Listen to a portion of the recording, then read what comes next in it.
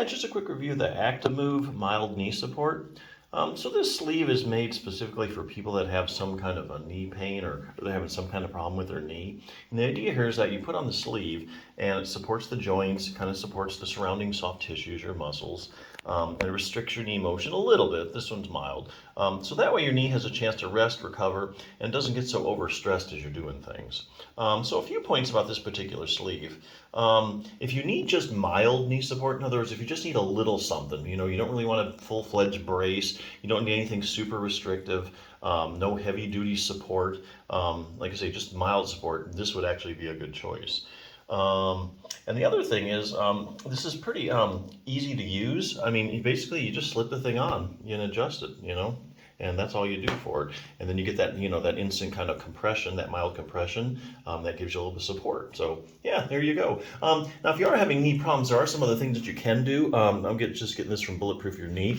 If you're having any kind of knee problems, make sure you're strengthening, do at least one exercise for your quad muscle. Your quadriceps is a big muscle on the top of your leg here. Here's your kneecap for reference, or your patella. Made up of 4 different muscles and collectively called your quads or your quadriceps. So what they're finding now is that people with just about any knee problem you can name, when researchers go around and they muscle test all the muscles around the knee, they find just selectively the problems with the quadriceps muscle. They find it's weaker than normal. In some studies, if they go ahead and do a CT scan, look at cross-sectional area, they find it's smaller than normal. So the problems are all with the quads if you're having a knee problem. So for instance, knee swelling in the quadriceps. Another study demonstrated that even if you have as little as 20 milliliters of fluid in your knee, which is just over a tablespoon, it's enough to decrease the strength of your quadriceps muscle. So if you have any kind of chronic swelling, or you say you have an acute injury, that's going to take its toll on your quadriceps. Knee injuries in the quadriceps, if you fractured, broke your tibia, your lower leg bone, any kind of surgical opening of your knee joint, so knee surgery, that puts you at risk to have decreased quad strength. Ligament problems in the quadriceps, here's the anterior cruciate ligament, called the ACL. You've heard football players, tearing their ACL. Let's look at this. One study looked at people who had completely ruptured their ACL. Researchers found that the strength of their quadriceps muscle in the injured leg was decreased like 25 to 30%. So if you've taken 25 to 30% strength deficit in your quads, the quadriceps muscle is the major stabilizer of your knee joint, so it's going to cause you a lot of problems trying to get better and get out of pain if you're having that kind of strength deficit. So you definitely need to get that back. Posterior cruciate ligament, another ligament in the medial collateral ligament. So yeah, same kind of thing. Knee pain in the quadriceps, they find if you have knee pain, especially chronic knee pain, it's going to take its toll on your quads.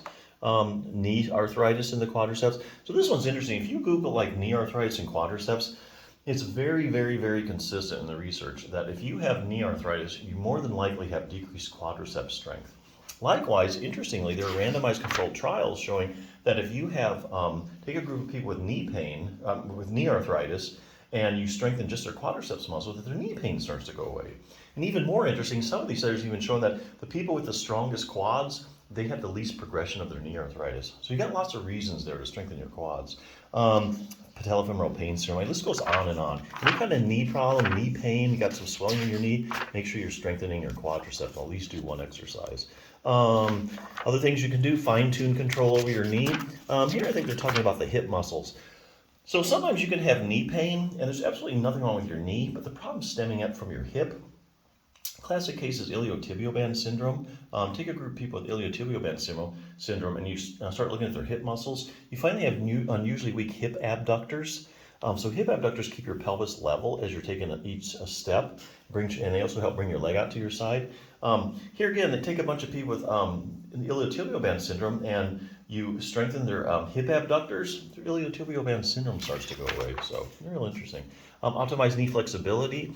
We all know that your knee has to bend and straighten sufficiently. What a lot of people don't know is your knee actually rotates as well. About the last 10 to 15 degrees of you straightening your leg out all the way, it laterally rotates. And so here's a little test to see if you have the accessory motion. So that's just another knee motion that you really have to have for a fully functioning knee. Lastly, increased dynamic knee stability. That's something else you can work on. They're talking about your proprioception. Proprioception is your position sense. So if I suddenly turn off the lights, you'd probably be able to tell me whether your knee was bent or straight. And that's because you have joint receptors and receptors in the muscles they give your brain constant feedback as to where your knee is in space.